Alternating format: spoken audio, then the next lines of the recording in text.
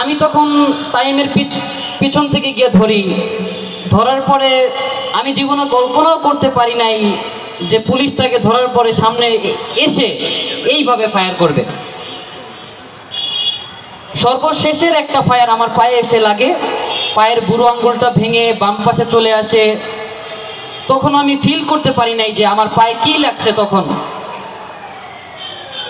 তারপরও আমি তাকে পিছনের দিকে টানার চেষ্টা করি। একটা পর্যায়ে তার একটা দীর্ঘশ্বাস, তার চোখটা বড় হয়ে যাওয়া, এমনকি সে আমাকে বলতেছে যে ভাই আমি আর পারতেছি না, তুমি আমাকে ছেড়ে দাও। তখন আমার তাকে টানার সক্ষমতা ছিল না, কারণ আমার পায়ের তীব্র যন্ত্রণা বা তার শরীরটা ভারী হয়ে যাওয়া। ওই মুহূর্তটাতে আমি তাকে ফেলে পিছনের দিকে দৌড় দিই।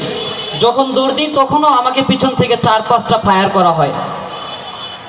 আল্লাহর রহমত, বাবা মার দোয়া, এই হাজারো মায়ের দোয়া বা ভাইয়ের দোয়াই হয়তোবা আমি আজকে বেঁচে আছি।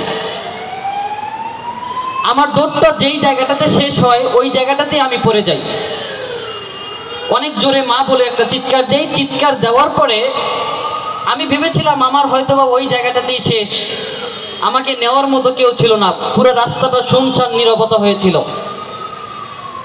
অনেক হাতটা কোনো রকম ইশারা করে আমি 2টা ভাইকে ডাক দেই। ডাক দেওয়ার পরে মানে অনেক জোরে চিৎকার দিই, তারা গলির ভিতর থেকে শুনতে পায়। আমাকে তারা কাঁধে করে নিয়ে যাচ্ছে হাসপাতালে। আমার শ্বাসটা দীর্ঘ শ্বাস, আমার শ্বাস নেওয়ার ক্ষমতা আমি হারিয়ে ফেলি।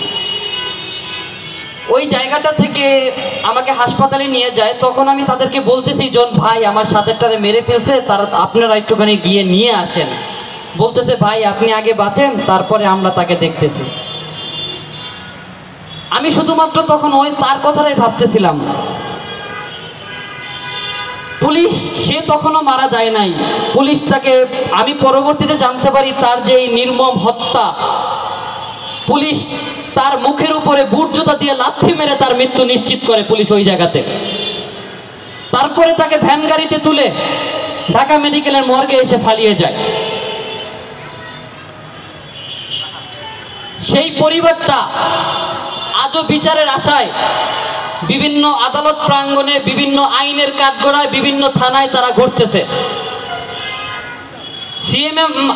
সিএমএম আদালতে মামলা হয়েছে 5 জন পুলিশ সহ, অজ্ঞাতনামা আরো কয়েকজন আছে, সবাই পলাতক অবস্থায় আছে।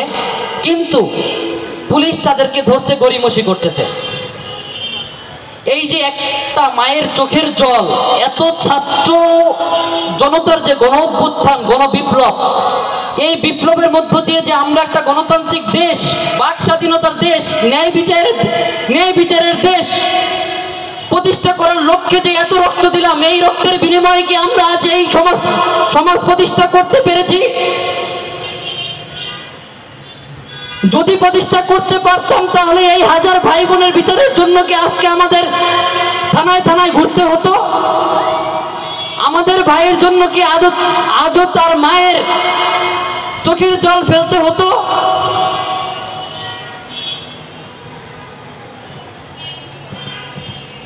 আমরা শুধুমাত্র ব্যক্তির পরিচয় চাই না, আমরা শুধুমাত্র ব্যক্তির পরিবর্তন চাই না, আমরা শুধুমাত্র সিস্টেমের পরিবর্তন চাই। কারণ ব্যক্তির যদি পরিবর্তন হয় এবং কি চরিত্রের যদি পরিবর্তন না হয়, তাহলে সেই স্বৈরাচারের, সেই ফ্যাসিবাদের বিরুদ্ধে এই যে হাজার ছাত্র জনতার যে গণবিপ্লব, এই স্বৈরাচারকে যে বাংলাদেশ থেকে যে বিতাড়িত করলাম, এই বিতাড়িতর মানে কি?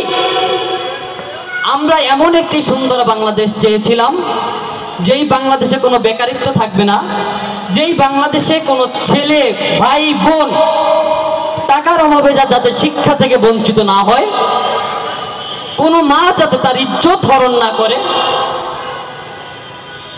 তাই ওই জায়গাটা থেকে